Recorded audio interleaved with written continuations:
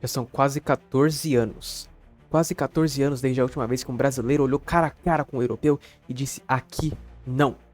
Desde 2012 o Brasil não vê a cor da taça do Mundial. Isso é uma loucura completa.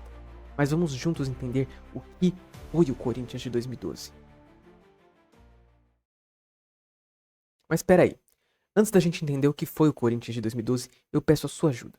Sua ajuda para você se inscrever no canal, deixar o like, ativar o sininho, comentar nesse vídeo o que você tá achando, o que você acha desse tipo de conteúdo, para ajudar esse canal a ser mais divulgado e a crescer cada vez mais, porque dá muito trabalho esse tipo de conteúdo. É isso. Agora, conto com você. Bora pro vídeo.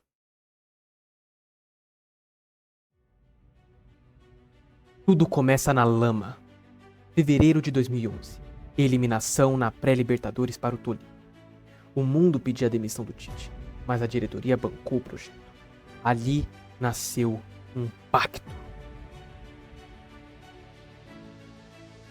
E olha, acreditar no projeto do Tite foi a melhor coisa que a diretoria do Corinthians fez, porque ao final daquele mesmo ano, o Corinthians deu completamente a volta por cima e terminou como campeão brasileiro.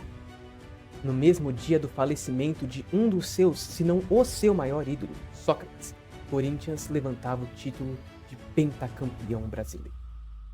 E para deixar a conquista ainda um pouco mais significativa, o título foi dado logo após um derby contra o Palmeiras. Mas isso era só o começo. Era só o começo do que viria no ano seguinte. Era só o começo do que viria no ano de 2012. 2012 foi o ano da redenção. O ano de acabar com o fantasma da Libertadores. O ano da glória eterna. Ninguém vencia o Corinthians. 14 jogos, a invencibilidade era total. O time tinha uma casca defensiva, um ataque letal, um plano tático desenvolvido e muito bem executado. Apenas 4 gols sofridos em toda a campanha. Isso não era acaso, isso era trabalho.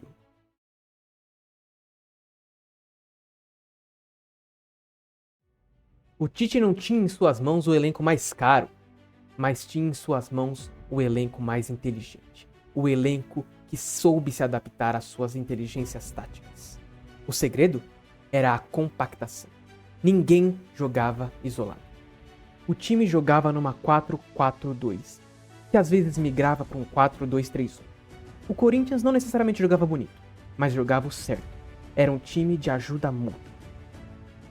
Então vamos aos nomes dos jogadores que o Tite conseguiu transformar em absolutos craques.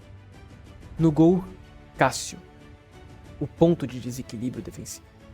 Ele virou titular no meio da temporada, no meio da Libertadores. O Tite viu a envergadura e a frieza. Ele transformou um goleiro reserva em um goleiro mundial. Nas laterais, Alessandro e Fábio. Eles eram os laterais do equilíbrio. O Tite não queria que os alas subissem ao mesmo tempo. Enquanto um atacava, o outro fechava como um terceiro zagueiro. Eles eram a segurança das pontas. Chicão e Leandro Castan, a dupla do entrosamento. Chicão era a liderança e a bola parada. Castan era a antecipação e a saída de bola. Eles jogavam muito próximos, não dando espaço para o facão dos atacantes adversários. O motor da equipe, Ralf, o estabilizador. O Ralf é o maior exemplo de como o Tite transformou um jogador em craque da função. Ele não errava botes. Sua função era limpar a zona central e fazer a cobertura dos laterais. Ele era a proteção que permitia ao time não sofrer gols. Paulinho era o homem surpresa. O Tite potencializou a passada larga do Paulinho. Ele era o volante que ninguém conseguia marcar porque vinha de trás. Ele transformou um Paulinho em um artilheiro, dando liberdade para ele pisar na área enquanto Ralf guardava a casa. O cérebro e a transição. Danilo. O Zinedine Danilo. Ele era o ponto de desequilíbrio intelectual. No 4-2-3-1 do Tite, o Danilo era o cara que retinha a bola para o time subir. Ele não precisava de velocidade física, porque tinha a velocidade de raciocínio. Alex. Fundamental na campanha da Libertadores. Era o chute de fora da área e a bola parada. Ele dava o veneno que o time precisava para abrir as defesas fechadas. Jorge Henrique. Era o operário. Esse é o maior exemplo da tática do Tite. Ele era um atacante que jogava como um terceiro lateral se precisava. O fôlego infinito dele permitia que o esquema não quebrasse. Ele sacrificava o brilho individual pelo sistema. E obviamente não podemos esquecer Emerson Sheik, o desequilíbrio mental. O Tite usava a agressividade do Sheik para pressionar a saída de bola. Ele era o escape de velocidade e o cara que não tinha medo de jogo grande.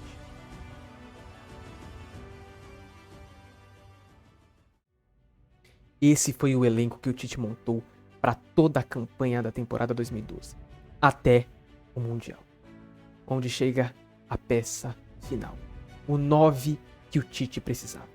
Porque antes na posição jogavam Jorge Henrique, um cara que flutuava por posição, e Sheik, que também não era um centroavante de ofício. Mas aqui chega o nome pontual, o camisa 9 que o Corinthians precisava.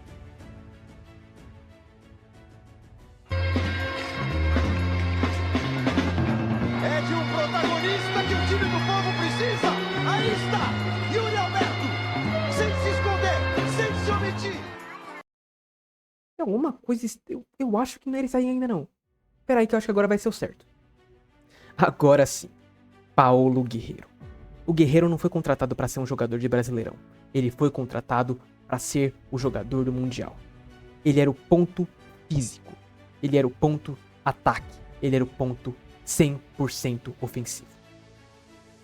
Enquanto o time se defendia, o Guerreiro era o cara que recebia a bola, segurava contra os zagueiros europeus e sofria a falta que dava respiro pro time. O cartão de visita foi contra o Al-Ahly. Um jogo travado, perigoso, onde o Corinthians não conseguia nenhuma infiltrada.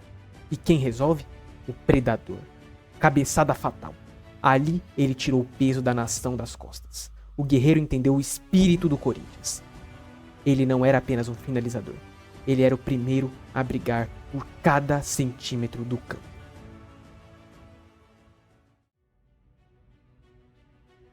Então, finalmente chegamos no ponto principal desse vídeo. Dia 16 de dezembro de 2012. O Estádio Internacional de Yokohama parecia uma filial do Pacaembu. Já do lado de lá, o Chelsea de Rafa Benítez tinha como grandes craques Hazard, Lampard, Juan Mata e Fernando Torres, um time de R$1 bilhão. Do lado de cá, a engrenagem do Tite. O mundo esperava um massacre. O corintiano tinha fé. O corintiano esperava a glória. E o jogo começou. Após o apito do árbitro, começa o jogo de xadrez.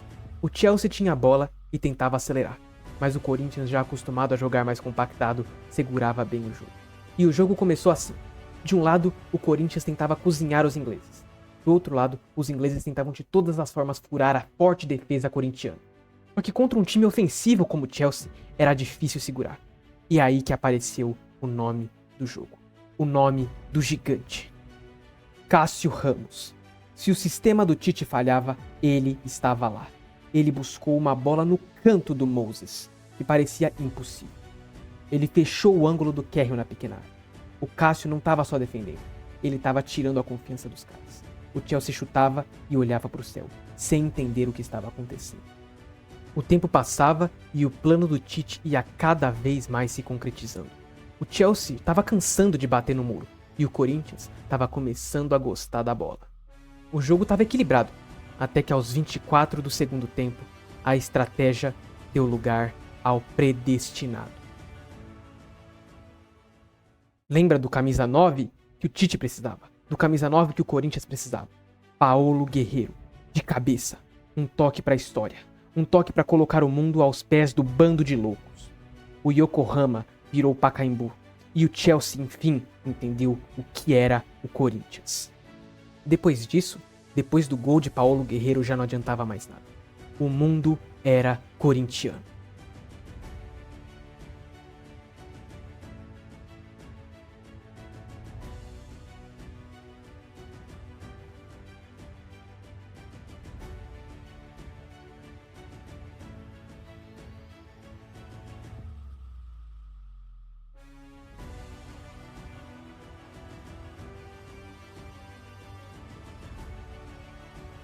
E esse foi o último brasileiro campeão mundial.